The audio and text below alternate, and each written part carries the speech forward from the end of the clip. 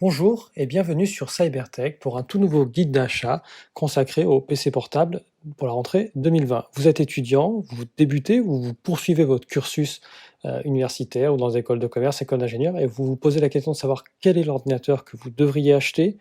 Dans cette vidéo, je vais essayer de répondre à cette question et de vous aider à faire votre choix. Alors, cette vidéo, elle est assez complexe à réaliser parce que bien sûr, il existe un nombre incroyable de modèles, il est impossible d'être exhaustif, on va pas tous les voir, on va juste partir à partir de 2-3 sites et essayer de donner des conseils pour vous permettre d'y voir plus clair. Cette vidéo se divisera en 2 parties. D'abord, des conseils un peu généraux pour vous permettre, de mieux appréhender, vos besoins et votre stratégie pour acheter un ordinateur et ensuite, des conseils avec des modèles, que je vais vous présenter de manière non exhaustive, mais suivant les budgets que vous souhaitez consacrer, à, cet, achat. Alors, vous retrouverez, les chapitres, dans la description de la vidéo, ce qui vous permettra de passer d'un chapitre à l'autre en fonction de ce que vous souhaitez faire. L'ensemble des modèles qui seront présentés seront également en lien, dans cette description, sachant que, aucune des marques que je vais citer, n'est sponsor de cette vidéo. Ma chaîne est beaucoup trop petite pour avoir des sponsors, donc je suis pas, j'ai pas d'intérêt à ce que vous achetiez un Acer plutôt qu'un Asus ou, un Apple plutôt qu'un HP par exemple. Si je vous conseille des modèles, c'est en fonction des spécifications techniques de ces modèles et parce qu'ils me semblent correspondre à un usage particulier. Alors débutons tout d'abord par, des conseils d'ordre général. Alors ça peut paraître, une évidence, premier conseil, mais il va falloir bien identifier vos besoins. La puissance et le coût que vous allez devoir, sortir pour avoir un ordinateur va dépendre des filières dans lesquelles vous êtes finalement. Il ne sera pas nécessaire dans la plupart des filières de disposer d'une puissance processeur ou d'une puissance graphique très importante. Dans la majorité des cas, votre ordinateur sera essentiellement destiné à de la bureautique. On peut du coup souvent faire des économies en prenant une machine un peu moins puissante, puisque ça sera souvent un ordinateur destiné à la prise de notes en amphi. Il n'y a que lorsque, par contre, vous êtes par exemple dans des cursus scientifiques où on finit par avoir des logiciels à faire tourner sur nos machines parfois, des cursus, par exemple, où il y a de la modélisation 3D, où on a aussi des fois besoin de les faire tourner sur nos machines. Là, il va falloir de la puissance plus importante. Deuxièmement, 2e conseil, il ne faut pas oublier que votre ordinateur va vous servir pendant de longues journées de cours. Ça veut dire 2 choses. La première, c'est qu'il doit être plutôt léger, parce que vous allez le transporter pendant toute cette journée, d'amphi en amphi, de salle de cours en salle de cours. Et deuxièmement, il doit être autonome, car toutes les salles de cours, malheureusement, ne sont pas équipées suffisamment en prise. Donc il y a des salles où vous n'aurez pas forcément assez de prise pour tout le monde, et vous risquez de tomber à court de batterie, et ça, c'est la cata pour ça. 3e conseil, n'oubliez pas, si vous êtes étudiant, du coup vous avez le statut étudiant, un certain nombre de constructeurs ont des sites spéciaux pour les étudiants, que ce soit Microsoft, Apple avec l'Apple Store Éducation, euh, ou encore HP par exemple, ou Dell, tous les grands constructeurs généralement ont des sites. Alors c'est pas forcément les offres les plus intéressantes qu'on retrouve sur ces sites-là, mais ça vaut la peine quand même de s'y rendre parce qu'on a souvent une petite réduction de l'ordre d'environ 10%, 10-15% généralement. C'est pas forcément toujours mieux que ce que vous allez trouver à la Fnac, notamment lorsque vous cherchez des marques comme HP ou Dell, où les soldes des fois faits par la Fnac ou Darty vont être plus intéressantes. Mais pour Apple, par contre, l'Apple Store Éducation, du fait que vous avez à la fois le Mac plus du coup la, les AirPods, du coup là, ça peut valoir la peine plutôt d'aller sur l'Apple Store Education que de prendre en Fnac ou à Darty où là vous n'aurez pas de promotion particulière.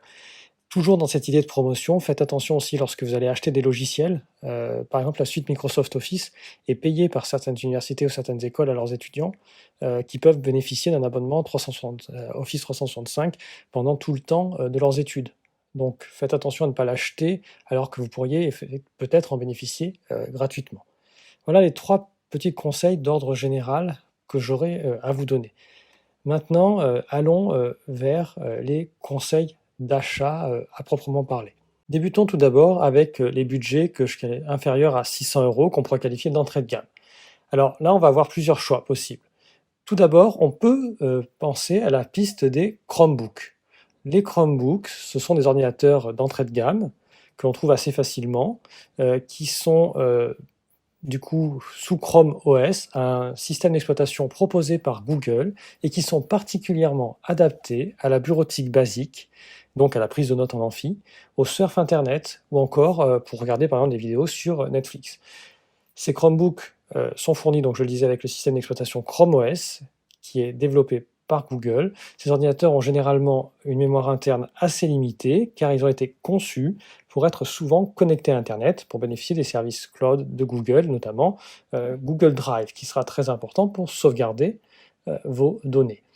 Alors, les Chromebooks ont aussi une compatibilité avec certaines applications conçues pour Android, même si leur utilisation ne sera pas toujours évidente du fait qu'elles ont été conçues pour smartphones et tablettes, notamment pour un écran tactile. Et tous les Chromebooks n'ont pas forcément un écran tactile. Certains, par contre, ont des écrans tactiles. Alors, dans les budgets inférieurs à 600 €, on a plusieurs références. L'entrée de gamme est animée par des processeurs Celeron 2 cœurs que l'on peut parfaitement adopter pour environ 329 € avec 8 Go de RAM. Et certains modèles sont également tactiles, ce qui améliore la prise en compte des applications Android, mais sont légèrement plus chers. Je déconseille d'aller bien au-delà, c'est-à-dire de monter trop en gamme, puisqu'il existe des Chromebooks beaucoup plus haut de gamme. On a par exemple des processeurs Core i3 qui sont beaucoup plus puissants, mais cela me semble dommage d'investir des montants supérieurs à 500 voire 600 € dans ce type d'ordinateur. En effet, le plus gros point noir des Chromebooks est qu'ils sont assez limités. Ils sont réservés à des usages que je qualifierais de très basiques, notamment au niveau de la bureautique. La suite de Google n'est pas au niveau de celle de Microsoft ou encore même de LibreOffice que vous pouvez télécharger gratuitement sur un ordinateur Windows ou Mac par exemple. Ce n'est donc pas forcément ce type d'ordinateur que je conseillerais à un étudiant de master qui doit rédiger un mémoire ou un rapport de stage avec des présentations complexes. Certes, il est possible d'installer Microsoft Office sur un Chromebook, mais ce n'est pas la version Mac ou la version Windows, c'est soit la version mobile pour Android, soit l'utilisation via un navigateur web de la version Office en ligne. Et l'un comme l'autre, ce n'est pas aussi pratique que la vraie suite Microsoft Office. De plus, la plupart des applications professionnelles, montage vidéo, retouche d'images, de 3D, etc., ne tourneront pas sur un Chromebook. En revanche, si votre utilisation est de la simple prise de notes et du surf internet, foncez sur ces Chromebooks, vous aurez des machines tout à fait satisfaisantes, à un prix défiant toute concurrence, et qui pourront vous permettre de tenir toute la journée loin des prises de courant. Deuxième possibilité dans ces budgets inférieurs à 600 €, c'est la tablette. C'est utiliser une tablette comme en palliatif finalement d'un ordinateur portable. Alors, moi, c'est pas une alternative que je trouve totalement satisfaisante. Les OS, donc les systèmes d'exploitation des tablettes, sont pas l'équivalent des systèmes d'exploitation des PC portables. Mais ça fait quand même, et on a de plus en plus d'étudiants qui utilisent, dans mes camarades, j'en avais beaucoup qui utilisaient des tablettes pour la prise de notes. Alors, pour moi, l'une des alternatives au Chromebook, par exemple, c'est l'iPad. Avec son clavier, on arrive environ à 508 €. Alors iPadOS a beaucoup progressé, de sorte que le recours à une tablette maintenant peut être intéressant pour les étudiants qui veulent une machine qui est ultra légère, très autonome, pour uniquement de la prise de notes en cours. Donc comme le Chromebook, on va quand même souligner que c'est réservé à un usage très basique. Pensez bien à l'Apple Store Éducation et au Refurb. Guettez aussi des promos sur Amazon, je vous mets le lien en description vers les iPads, parce qu'il y en a aussi des fois des promos sur Amazon, mais vous avez possibilité d'avoir quand même des réductions en tant qu'étudiant. Le concurrent de l'iPad, si on veut ce format tablette ultra réduit, c'est la Surface Go 2 de Microsoft. Elle peut vraiment être prise en considération parce qu'elle est très qualitative. Elle a un système d'exploitation qui est Windows 10 S, qui peut se transformer très facilement en Windows 10 normal, et du coup qui assure une compatibilité avec l'ensemble des logiciels Windows 10, mais les performances ne sont pas exceptionnelles, donc il ne faut pas s'attendre, même si effectivement vous pouvez installer les jeux de votre librairie Steam ou vos applications scientifiques Q3D ou de montage vidéo, elle n'a très clairement pas les processeurs qu'il faut pour ça. Alors, si vous adoptez dans un budget inférieur à 600 €, cette tablette, le Pentium d'entrée de gamme, ou sinon il y a un Core M3, donc un corps, en fait, c'est un processeur Intel très basse consommation. Ce second processeur, il est plus puissant, mais en réalité, il n'a pas un bon rapport qualité-prix parce que vous allez passer dans une gamme de prix, vous aurez des ordinateurs portables Ultrabook beaucoup, beaucoup plus puissants que cette Surface Go 2. Donc pour moi, la Surface Go 2, elle doit surtout être considérée en entrée de gamme avec le Pentium, où là, elle concurrence un iPad.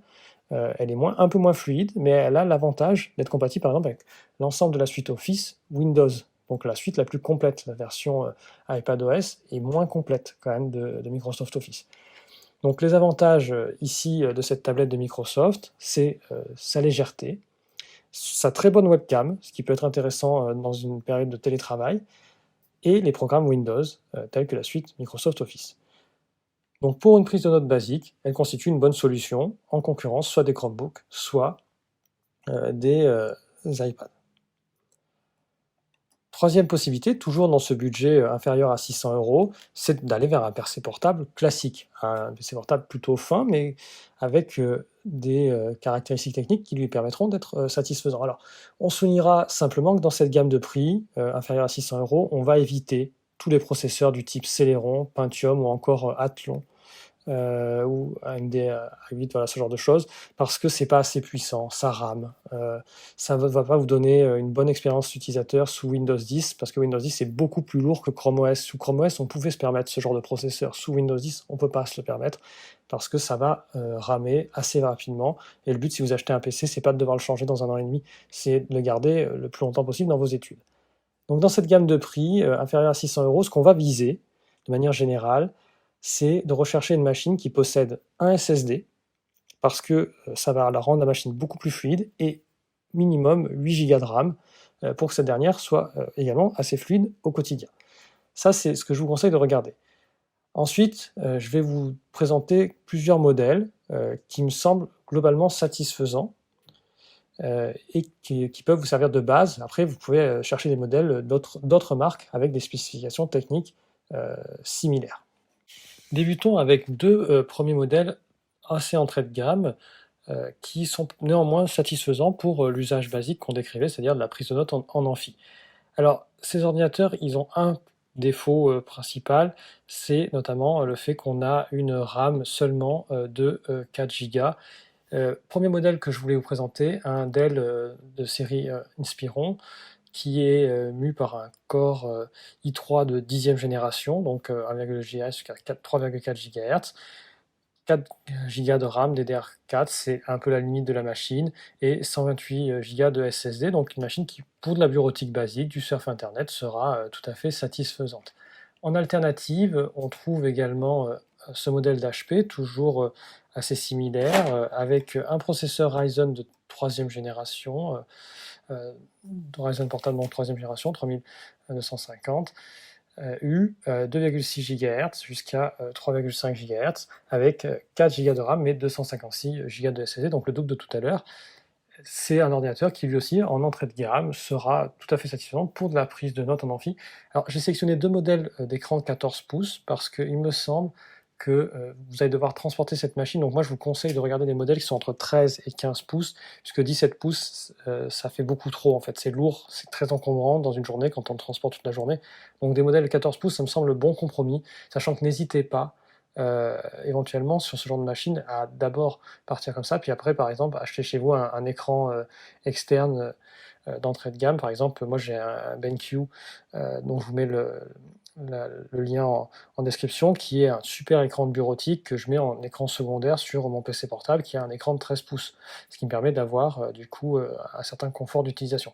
Donc deux premiers modèles à moins de 500 € qui feront le job si vous avez juste des questions de prise de notes en amphi, qui auront une fluidité similaire, par exemple à la Surface Go 2 sans difficulté, même seront peut-être un peu plus puissants que celle-ci, et peut-être un peu moins fluide par contre qu'un Chromebook dans l'expérience utilisateur. Il y aura plus de compatibilité grâce à Windows 10, mais c'est moins fluide qu'un Chromebook ou qu'un iPad.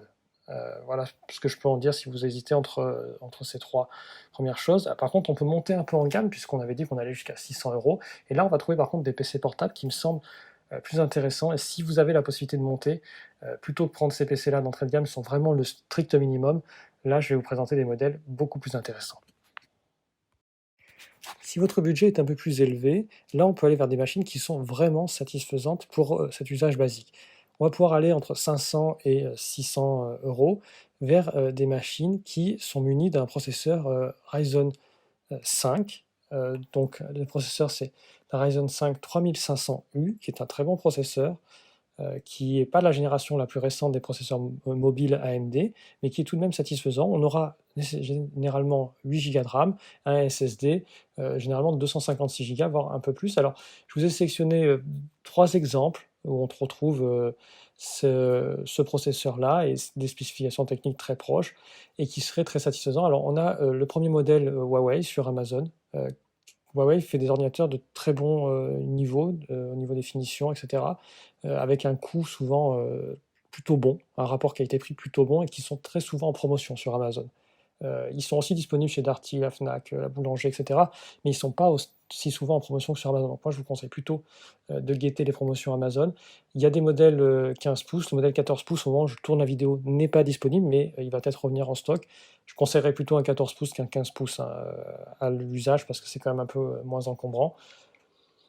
Ensuite, on a en alternative, si vous ne voulez pas Huawei, par exemple ce modèle Acer A529 qui a des spécifications techniques très proches aussi, le même processeur, un écran 14 pouces et 8 Go de RAM, il a 512 Go de SSD, donc là c'est un très bon rapport qualité-prix pour l'usage basique de bureautique, aucun problème, surf internet, visionnage de vidéos. Là on aura une fluidité très bonne, une autonomie tout à fait correcte, et ça c'est une machine effectivement qu'on peut conseiller.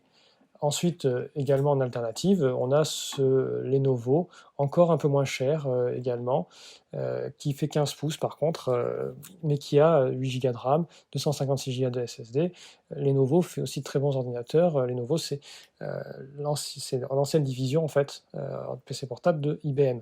Donc là, il est en vente flash à moins 18% sur Darty, c'est aussi pour l'entrée de gamme, un rapport qualité-prix quasiment imbattable.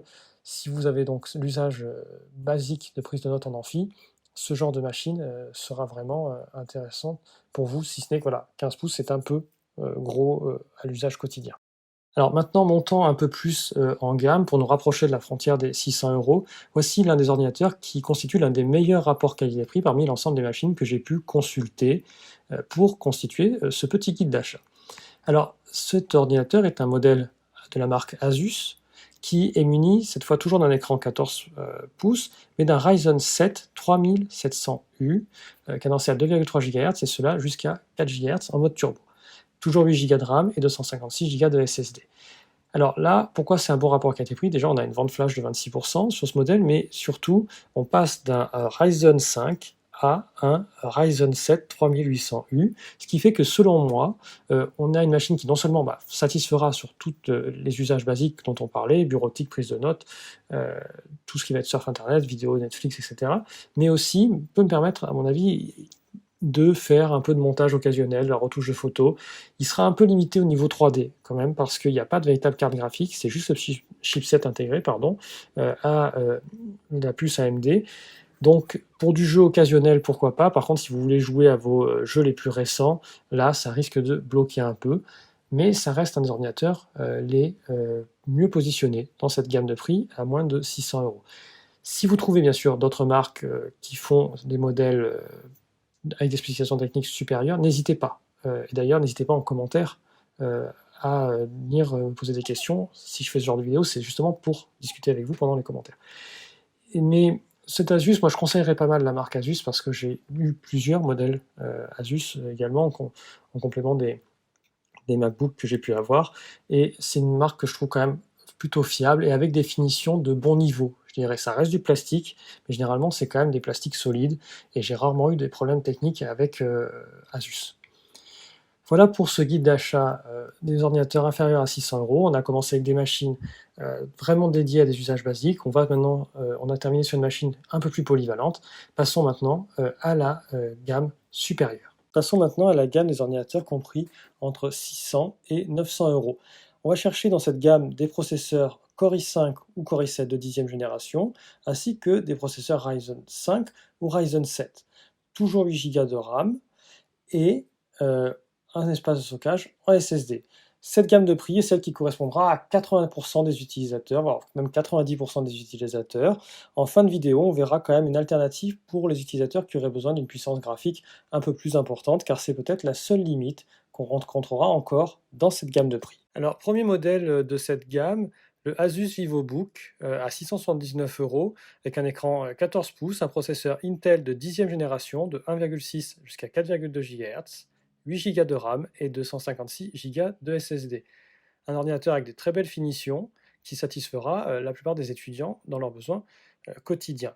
Si vous préférez, en concurrence, on a avec des processeurs Ryzen 7 de dernière génération, donc Ryzen 7 4700U de 2 GHz jusqu'à 4,1, 8 Go de RAM, 256 Go de SSD et GPU Vega 10 donc chez Lenovo. On a également son concurrent chez Asus également, le Ryzen 7 4700 toujours, et avec une mémoire vive de 8 Go de RAM et un stockage de 256 Go de SSD. Donc l'ensemble de ces modèles, à moins de 900 €, sont très satisfaisants. Alors, je voulais aussi vous sélectionner un dernier modèle qui est le HP Envy 360. Là, c'est un ordinateur en fait hybride, c'est-à-dire qu'il peut se transformer en tablette grâce à son écran tactile, on peut le replier. Et ça, c'est quelque chose qui, dans cette gamme de prix, me semble devoir être tout à fait envisagé pour les étudiants. Alors, il existe en 15 et 13 pouces, je vous conseille plutôt la version 13 pouces, même si là, c'est la version 15 pouces qui s'affiche à l'écran. Alors, il est là sur la Fnac avec les anciens processeurs AMD, mais les nouvelles versions sont sorties également. Ça peut vraiment être une machine intéressante. Alors pour ceux qui ont vraiment besoin de puissance graphique, on commence à trouver dans ces gammes de prix des ordinateurs de gaming qui sont plutôt entrée de gamme, faut être honnête, c'est pas des ordinateurs de gaming super puissants. Là par exemple, celui que je vous montre, un Core i5 avec une GTX 1650, c'est vraiment l'entrée de gamme des cartes dédiées Nvidia. Mais si vous avez besoin d'un tout petit peu de puissance graphique, ça peut le faire. On est sur un 15 pouces, c'est plus lourd, c'est moins pratique au quotidien, mais c'est une alternative quand même dans cette gamme de prix pour avoir un ordinateur qui est encore plus polyvalent, qui pourra faire un peu de jeu, mais surtout est utilisé pour le montage de vidéos, la retouche photo, etc. Donc la 3D en général. Et là, ça peut être plus intéressant. Alors on fera une vidéo partie 2 de ce guide d'achat pour les ordinateurs de 900 €, donc les ordinateurs de plus de 900 €, les ordinateurs haut de gamme. Alors n'hésitez pas dans les commentaires à me dire si ce type de vidéo vous paraît utile, à me faire part de vos commentaires. Si vous souhaitez acheter un ordinateur qui n'est pas présenté, vous voulez un avis, n'hésitez pas aussi à le faire en commentaire. Et en tous les cas, abonnez-vous pour ne pas manquer les prochaines vidéos et les prochains guides d'achat. À bientôt sur Cybertech.